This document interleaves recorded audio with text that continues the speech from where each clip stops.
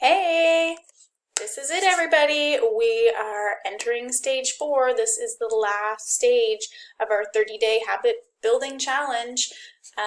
We've almost done it. You have almost created a new habit.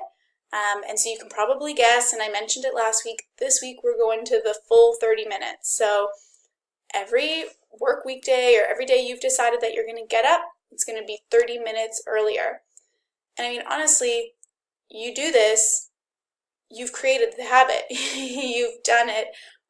You've done what you want to do. It's pretty cool. I'm excited that I know for me that I've been doing it because I've been finding it really hard to get up the little bit earlier that I needed, and now I'm almost there, and it's pretty cool. So I hope you guys are excited too. So again, as always, I'd love to hear from you if you've got anything to say.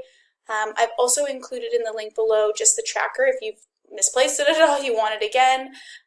So it's in there too. And if you're up early some morning and you're bored, send me a message because I'll be up and at 'em right there with you. Have a great week, everyone. Really excited for us to finish this. Bye.